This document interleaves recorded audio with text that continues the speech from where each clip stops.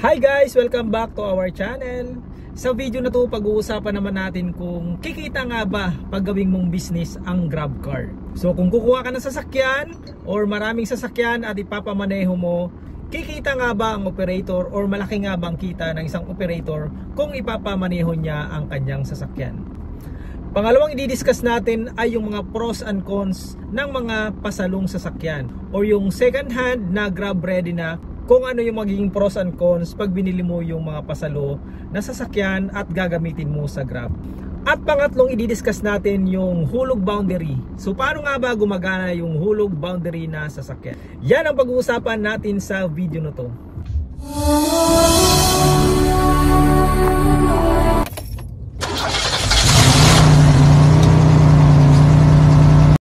Hi guys! Ako nga pala si Battered Husband, ang inyong grab car driver. So may mga nagtatanong sa ating OFW kung okay ba gawin nilang pang business yung sasakyan. So ang gagawin nila, bibili sila ng sasakyan at ipapasok nila sa grab at ipapamaneho nila sa kanilang mga kaibigan. Dahil nga may trabaho sila sa ibang bansa, so ang gagawin nila ay kukuha lang sila ng driver at sila yung magiging operator. Paano nga ba ang hatian ng operator at saka ng driver dito sa grab car? Yan yung unang i-discuss natin sa araw na to. So yun na nga guys, unang-una yung boundary system. So magkano nga ba ang boundary ng isang sasakyan? Sa sedan, nag-range siya ng 1,000 to 1,100 pesos. So depende yan kung bago yung sasakyan mo or automatic or manual yung sasakyan mo. Pag automatic yung sasakyan, mas mahal yung boundary ng sasakyan. So nag-range siya ng 1,100 pesos. Pero yung iba, umaabot ng 1,200. Depende yan sa usapan nyo at saka nung iyong driver. So everyday, bibigyan ka ni driver ng 1,200 maliban lamang sa coding ng inyong sasakyan. So kwentahin natin. Sabihin na natin 1,000 pesos yung boundary ng inyong sasakyan. So sa loob ng isang linggo, ibawas natin yung coding. So bali meron ka lang 6 days a week. Sa 6 days a week, i-times mo yan sa 4 na linggo. So meron ka lang 24,000 a month na matatanggap mula sa iyong driver. So yung 24,000 a month ba yan ay mapupunta na sa iyo? So hindi pa yan buo na mapupunta sa iyo. So ibabawas mo pa dyan yung maintenance ng inyong sasakyan. So syempre, para wala kang sakit sa ulo, kailangan mo sa kasa ka magpa-maintenance. Sa kasa, alam naman natin na mahal talaga ang maintenance ng sasakyan. Ang huling maintenance ko sa 20,000 kilometers ay umabot ako ng 7,000 pesos. So yung 7,000 pesos ko ay nadadagdagan pa yan every 5,000 kilometers. So yung 7,000 na ginastos ko ay 2 months lang yun. Mula nung nagpa-PMS ako ng 15,000 kilometers. Sa 15,000 kilometers, gumastos ako ng 5,000. Pagdating ng 20,000 kilometers, ay gumastos ako ng 7,000. At syempre, ang susunod niyan ay 25,000 kilometers. So sabi nung nag-assist sa akin, posibleng aabot daw ng 13,000 pesos pagdating ng 25,000 kilometers. Kasi marami silang papalitan, check nila yung sa CVT, tapos basta marami siyang in-explain, hindi ko na matandaan yung iba. So ang point ko dito, every 2 months, dahil nga madalas nating ginagamit yung ating sasakyan sa pang-grab, ay lumalaki din po yung gasto sa PMS. Pero doon sa operator, sa boundary, fix lang yun. Kung 24,000 lang monthly ang natatanggap mo, ay naka-fix yun na 24,000 lang talaga ang matatanggap mo. Posible pa yan mabawasan kung sakaling hindi bumiyahe yung driver nyo. So sabihin na natin, nag-average tayo ng 4,000 pesos a month para doon sa maintenance ng ating sasakyan, para pa lang yun sa PMS. So sa 24,000, mayroon ka na lang 20,000 na matitira. At hindi pa talaga yan mapupunta sa iyo ng buo. Sa 20,000 pesos na yan, hindi pa mapupunta sa iyo yan. Dahil nga ibabawas pa natin yung monthly amortization ng inyong sasakyan kung hulugan ang inyong sasakyan. Katulad sa akin, ang monthly ko ng aking sasakyan ay nag-range siya ng 15,000 pesos. Sa 24,000 mo, ililess mo yung PMS na 4,000 monthly and ililess mo pa yung 15,000. So meron ka na lang 5,000 pesos na matitira. And yung 5,000 pesos na ba yun ay mapupunta sa'yo? Hindi pa yan mapupunta sa'yo.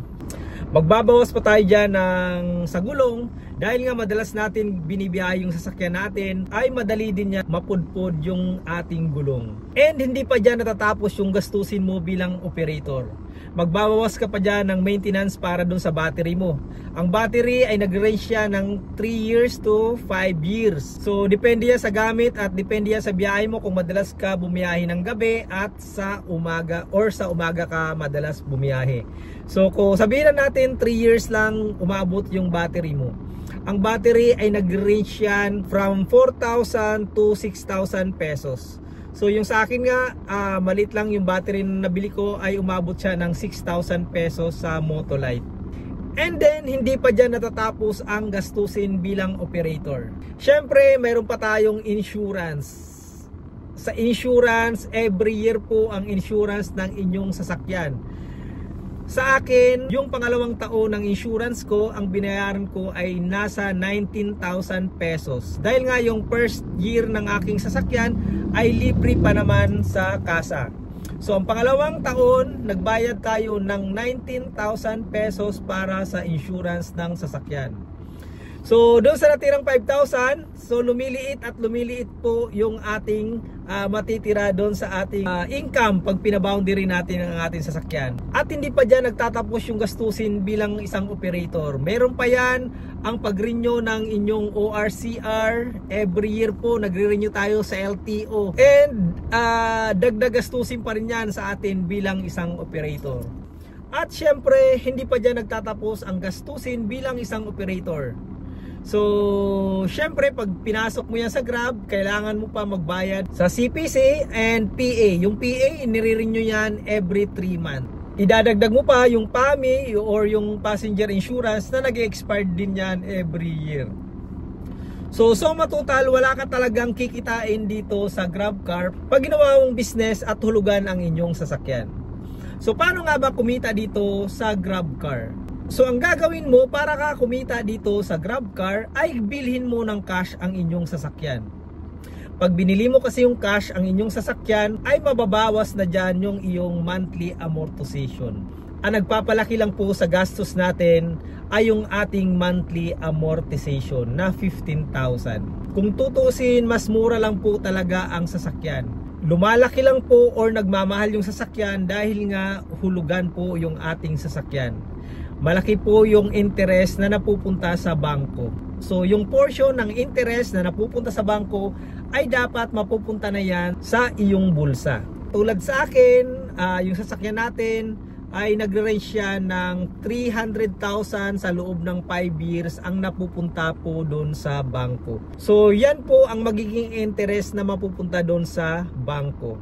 So dapat yung interest na yon ay mapupunta na sa ating bulsa kung hindi po hulugan yung ating sasakyan at nabili po natin ito ng cash. Sana nagkaroon kayo ng idea pag ginawa nyong business itong GrabCar. Sumunod naman na i-discuss natin ay yung hulog boundary. So paano nga ba gumagana yung hulog boundary system dito sa GrabCar? So, sa hulog boundary system ay ito yung mga taong siguro hindi sila ma-approve ng bangko dahil nga mababa yung kanilang income. Or sila yung tao na ayaw nila mag-take ng risk na kumuha ng sasakyan at ipasok sa Grab dahil nga hindi naman lagi mayroong slot sa Grab. Para hindi ka ma-problema sa monthly amortization, kung hindi pa makapasok sa Grab ay papatulan mo na to yung boundary hulog system na inaalok ng ibang may-ari ng sasakyan. So paano nga ba ito gumagana? So yung advantage sa hulog boundary system ay wala ka na masyadong problema dito. Hindi ka na maglalakad sa Grab. Bali Grab ready na itong inyong sasakyan. Ang gagawin mo lang, bibiyahi ka na lang. Ang nagiging cons lang nito or nagiging disadvantage lang ito ay mas mahal yung boundary or hulog nito. So minsan nagre-range siya ng 1,300, 1,400. Ang iba umaabot pa ng 1,500 pesos. Hindi pa kasama dyan yung down na kailangan mong ibigay doon sa may-ari ng sasakyan. So yung down nagre-range siya ng 30,000 to 50,000 pesos. So depende yan sa usapan nyo ng may-ari ng sasakyan. Dahil nga sa part naman ng may-ari ng sasakyan, yun naman ang kanilang pinaka security. So nahuhulugan mo talaga yung inyong sasakyan araw-araw. And sa boundary system, kailangan mong bumiyahe araw-araw, maliban lang sa coding. So depende yan sa usapan nyo ng may-ari ng sasakyan. So kung 1,400 pesos yung hulog ng sasakyan, ay araw-araw mo yung huhulugan. So parang 6 days a week, huhulugan mo ang inyong sasakyan. Ang maganda lang dyan sa boundary system, dahil nga pagdating ng araw, pagdating ng 5 years or depende sa usapan nyo ng may-ari ng sasakyan, ay mapupunta sa iyo yung sasakyan. At syempre dahil nasa inyo yung sasakyan at nasa sa iyo yung garahe, so unlimited yung oras na pwede mong ibiyahe sa Grab. Ang tanong dyan, kung kikita pa nga ba sa hulog boundary system? So based sa experience ko, syempre hindi naman tayo nagpapa-hulog boundary system, pero as a Grab car driver, so based sa experience ko, ay posibleng kumita pa rin po tayo kung papatulan natin yung hulog boundary system. Dahil nga nasa sayo yung garahe, so mai-extend mo yung iyong oras. Pwede mo habaan yung iyong oras sa kalsada dahil nasa sayo naman yung sasakyan. Katulad sa akin, nag-range ang income ko from 3,000 to 3,500 sa loob ng 8 hours to 10 hours. So sa'yo, pwede mong gawing 12 hours yung biyahe mo para mas malaki ang maiuwi mo sa pamilya. And kung kumita ka ng 5,000 a day, ililes mo yung gas, sabihin mo 1,500, and ibibigay mo sa hulog boundary yung 1,400, may matitira ka pang 2,000 mahigit. So hindi pa dyan kasama yung mga tip na binibigay ng customer. Syempre kakain ka pa, pero yung kain natin, syempre minsan sa tip na lang tayo bumabawi. Pwede na natin pangkain yung mga tip. So far sa average naman ng tip everyday, hindi naman tayo na zero. So kailangan mo lang maging matulungin sa inyong mga pasahero at lagi po tayong magalang sa kanila. Sa part naman ng may-ari ng sasakyan, pag ginawa niyang business, yung hulog boundary system, ay malaki po talaga ang kanyang kikitain. Katulad kung sedan lang yung sasakyan, tapos pahulog boundary system mo, tapos 1,400 or 1,200 a day yung hulog boundary niya, ay posible rin siyang kumita ng up to 500,000 pesos in 5 years. So sa loob lang ng 5 years, pwede siyang kumita ng 500,000 pataas. So depende yan sa amount kung magkano ipapahulog boundary niya sa kanyang sasakyan.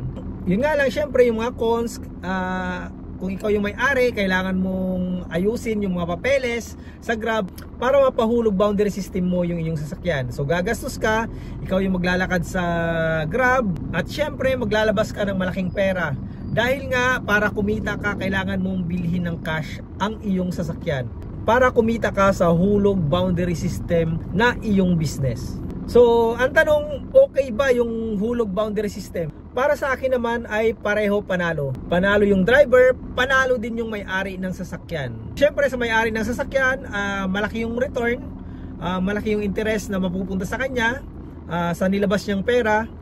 And siyempre, may mga risk naman yan, malaki din yung risk, pwedeng itakbo yung sasakyan niya, and pwede rin hindi matapos hulugan. So nga pala sa may-ari ng sasakyan, kahit hindi matapos hulugan yan, so pwede mo bawiin, depende sa usapan nyo yan. And kikita ka pa rin kasi parang pinapaboundary mo pa rin yan eh.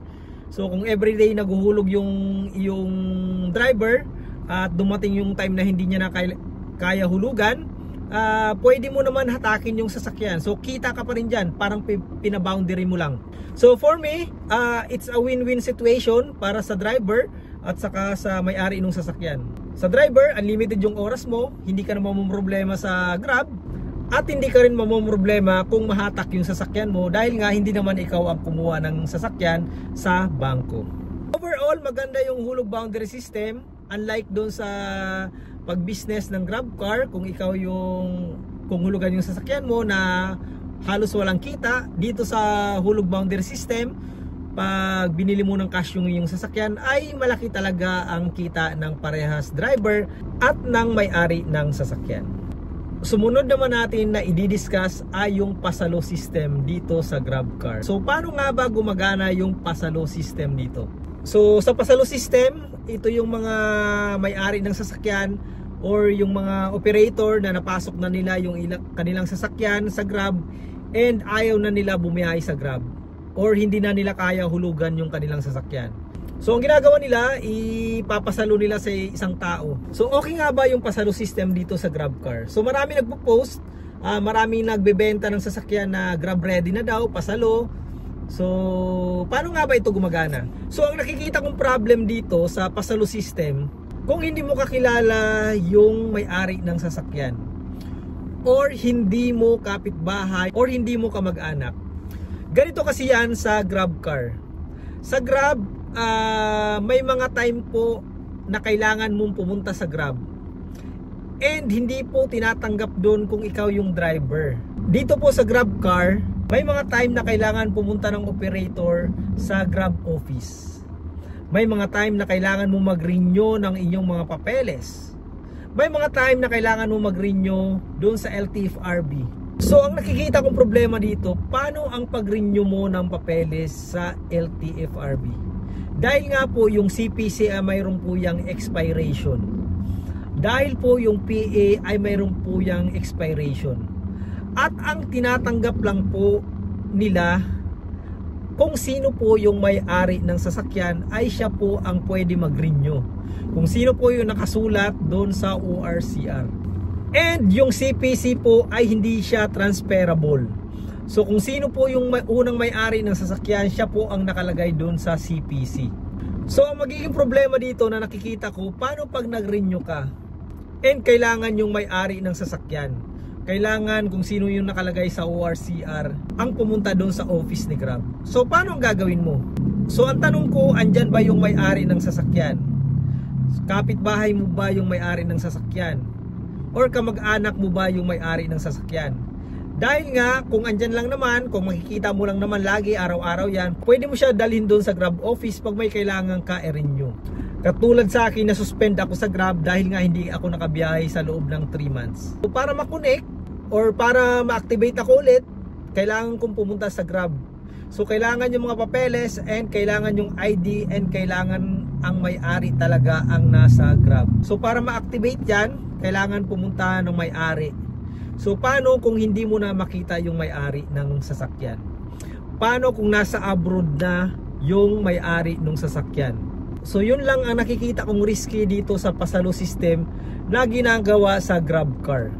So sana nagkaroon kayo ng idea kung gagawin yung business itong GrabCar, yung pasalo system, or gagawin nyo yung hulog boundary system. Mamili na lang kayo kung ano yung pupwede doon sa inyo. So yun lang, sana nasagot ko yung inyong mga katanungan. Sa mga hindi ko nabanggit at may alam pa kayo regarding doon sa discuss natin, pwede nyo po i-comment below and para ma-discuss natin sa susunod natin mga video.